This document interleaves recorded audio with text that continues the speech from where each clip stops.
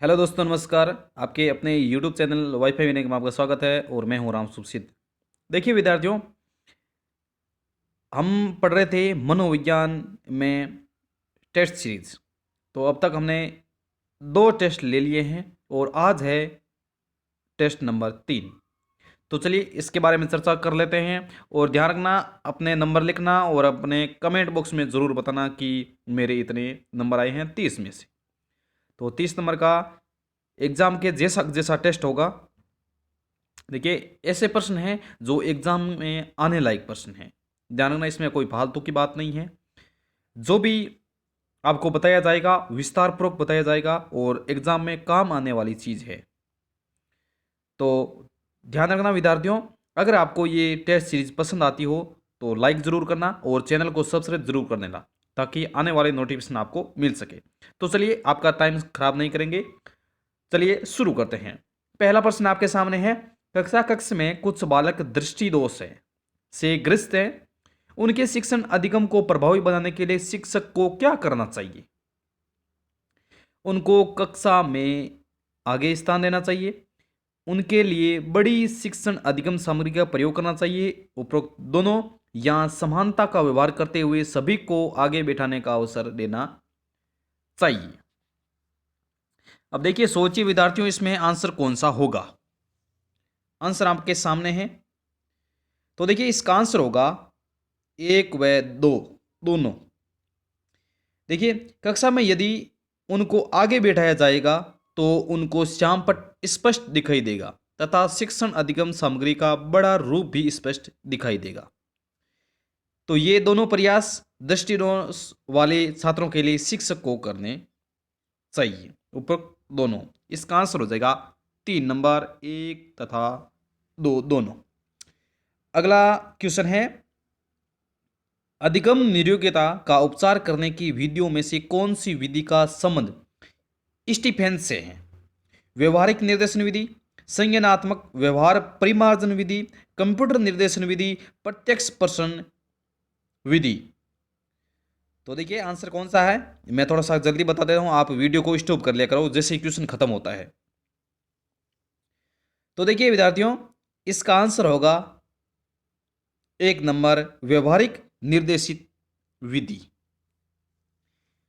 देखिए व्यवहारिक निर्देशन विधि में स्टीफेंस कहता है कि ये स्टीफन के द्वारा प्रतिपादित है, जिसके द्वारा अधिगम निरोग्य बालकों का उपचार किया जाता है। जो निरोग्यता वाले बालक होते हैं वो व्यवहारिक निर्देशन विधि के द्वारा इनका उपचार किया जाता है। इसमें विधि बताई हुई है किसके द्वारा, ये स्टीफेंस के द्वारा। ध्यान रखना, अधिगम निरोग्यता की जो विधियां हैं वो स्टीफेंस के द्वारा बताई हुई है। उनमें से महत्वपूर्ण विधि की बात करते हैं तो व्यवहारिक निर्देशन विधि कहलाती है। अब देखिए बात आती है व्यवहार, तो व्यवहारवाद का जनक कौन कहलाता है? वाटसन। ठीक है, आगे बढ़ते हैं। तो वाटसन देखिए,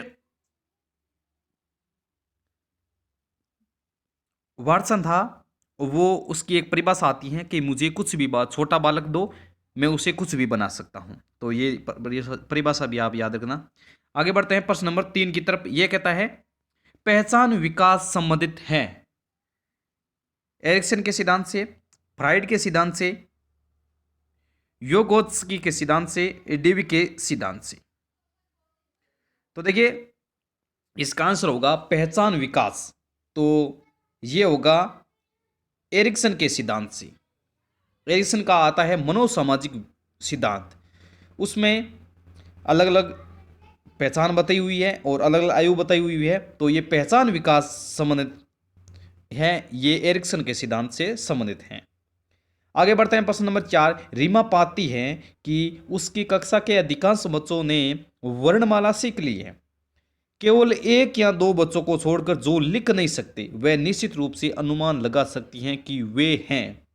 यानी जो पीछे 2 बच्चे बचे हैं वो कौन से हैं? मंदबुद्धि, अभी परिपक्व नहीं, अल्प बुद्धि, अध्ययन में रुचि न लेने वाले। तो देखिए आंसर 4 नंबर का कौन सा आंसर होगा, आप सोचिए।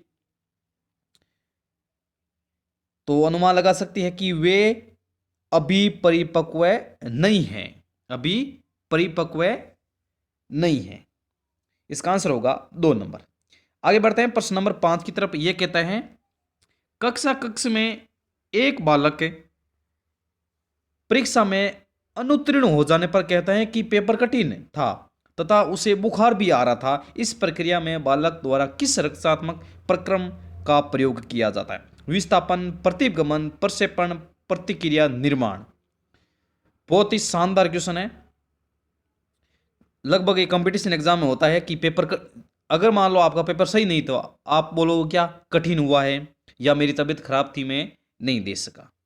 तो देखिए इसका आंसर होगा प्रक्षेपण। कौन सा आंसर होगा? प्रक्षेपण।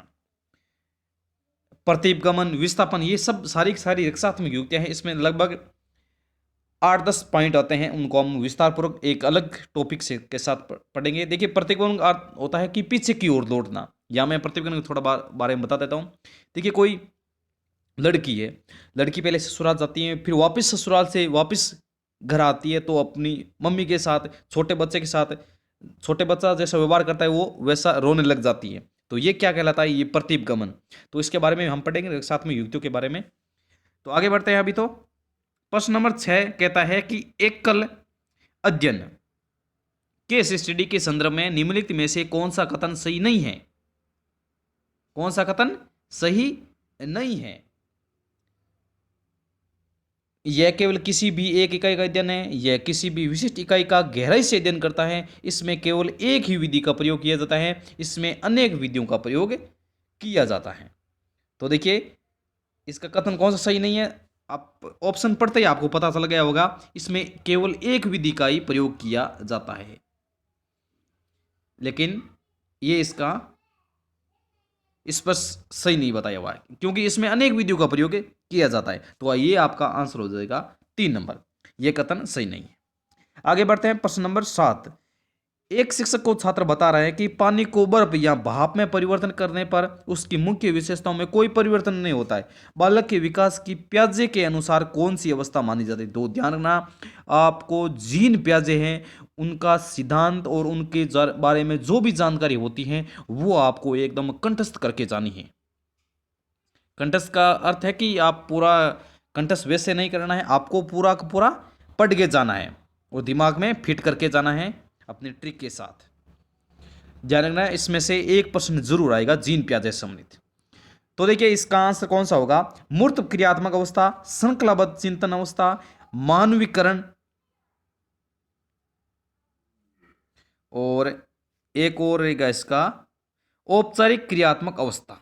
तो देखिए सोचिए इसमें क्या होगा। तो देखिए इसमें आंसर होगा श्रृंखलाबद्ध चिंतन। ऑप्शन नंबर 2 इसका आंसर होगा। आगे बढ़ते हैं प्रश्न नंबर 8 की तरफ। यह कहता है कि सामाजिक सांस्कृतिक रचनावाद के प्रतिपादक है। बहुत शानदार क्वेश्चन है। प्याजे, वाइगोत्स्की, बेंजामिन लीबोर्फ, बीएफ स्किनर। तो देखिए सामाजिक सांस्कृतिक की बात करते हैं, ये होते हैं कौन? वाइगोत्स्की। कौन? वाइगोत्स्की।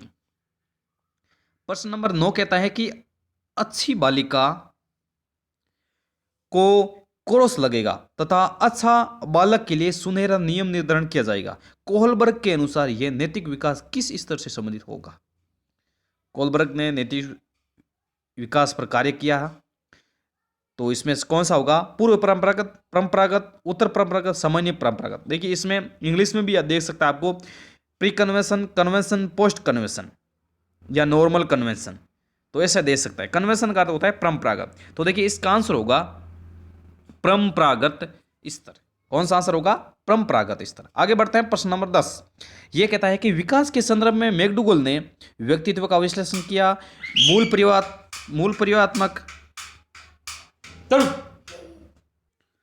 परिवर्तनात्मक व्यवहार का विश्लेषण किया, बालक के शारीरिक विकास का संश्लेषण किया, बालक के मानसिक विकास का विश्लेषण किया। तो देखिए इसका आंसर कौन सा होगा? मैकडूगल ने क्या किया? मैकडूगल ने मूल परिवर्तन बताई थी, तो इसका आंसर हो जाएगा मूल परिवर्तन व्यवहार का विश्लेषण किया मैकडूगल ने। आगे बढ़ते हैं प्रश्न नंबर 11। यह कहता है कि किन परीक्षणों से व्यक्ति कि किसी व्यक्ति, वस्तु, संस्था या आदर्श के प्रति अभिवृत्ति का पता चलता है। निर्धारण परीक्षण, निष्पत्ति परीक्षण, अभिरुचि परीक्षण, अभिवृत्ति परीक्षण। तो देखिए 11 का आंसर होगा अभिवृत्ति परीक्षण। किन परीक्षणों से व्यक्ति की, किसी व्यक्ति, वस्तु, संस्था या आदर्श के प्रति अभिवृत्ति का पता चलता है? तो कौन सा होगा? अभिवृत्ति परीक्षण, नाम से ही पता चलता है। आगे बढ़ते हैं। 12वां नंबर क्वेश्चन है, निम्न में से सीखने की प्रक्रिया का सोपान कौन सा नहीं है? अभिप्रेरणा, बाधा, पुनर्बलन, व्यवहारिकी। तो देखिए 12वां का कौन सा आंसर होगा? यानी सीखने की प्रक्रिया। तो देखिए सीखने की प्रक्रिया में मोटिवेशन भी आता है, पुनर्बलन भी आता है, और हम जब सीखते हैं तो उसमें बाधा भी उत्पन्न होती है। तो इसका आंसर होगा व्यवहारिकी। इसका कोई संबंध नहीं है। अगला है राष्ट्रीय पाठ्य सूची 2005। ध्यान रखना, एनसीएफ 2005 और आरटी एक्ट, इनमें से एक एक प्रश्न जरूर आएंगे, तो आप इनको भी तैयार करके जाना। एनसीएफ 2005 के अध्याय प्रथम में सम्मिलित किया गया है, शिक्षा कोई भौतिक वस्तु नहीं है। सक्रिय बालक से शिक्षक भी सीखता है। ज्ञान के सर्जन से हमेशा ही पारस्परिकता अंतर्निहित होती है।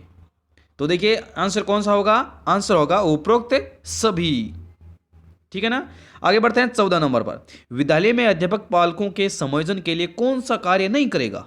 व्यक्तित्व शिक्षण की विस्तृत करना, कठोर दंड देकर कार्य करना, संवेगात्मक स्थिरता लाने का प्रयास करना, सहानुभूति व्यवहार करना।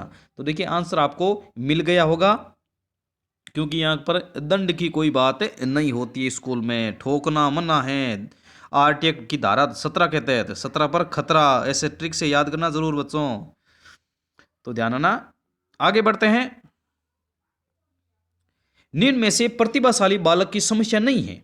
शिक्षा ग्रहण के उपयुक्त अवसरों का अभाव, अहम भाव का विकास, कक्षोन्नति और भगनासा।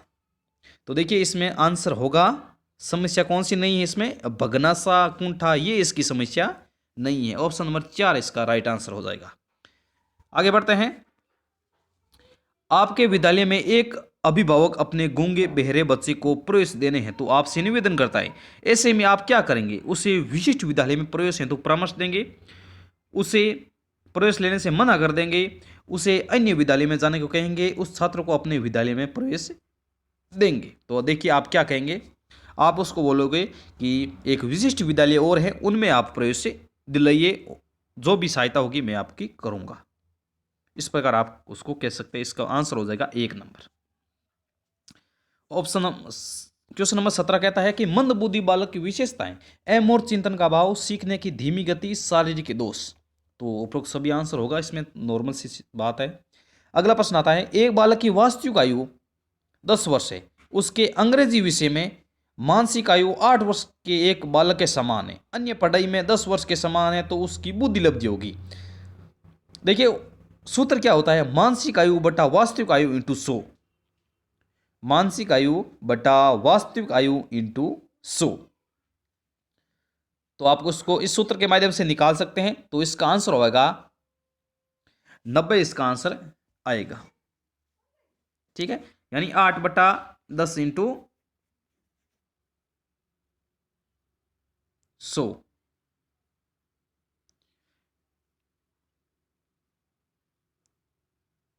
सॉरी ऐसे नहीं होगा, अन्य पढ़ाई में 10 वर्ष के समान है। उसके वापस देखिए क्वेश्चन में, उसकी अंग्रेजी में मानसिक आयु 8 वर्ष के बालक के समान है, अन्य पढ़ाई में 10 वर्ष के समान है, तो उसकी बुद्धि लब्धि होगी। तो देखिए इसमें देखिए, यानी ये पूछ रहा है कि अन्य पढ़ाई में छात्र के समान है, यानी 10 वर्ष के समान है, तो दूसरे बालक की तुलना हो रही है। तो यहां देखिए ध्यान रखना, मानसिक 10 बटा 10 इंटू 100। तो यहां देखिए इसका आंसर आएगा 100। ठीक है, 100 के बाद में 10 वर्ष के समान है, तो 10 वापस निकल जाएगा, तो पीछे कितना बचेगा? 90। राइट आंसर इसका इस प्रकार होगा, क्योंकि ये पूछ रहा है कि अन्य पढ़ाई में 10 वर्ष के समान है, तो उसकी बुद्धि लब्धि होगी।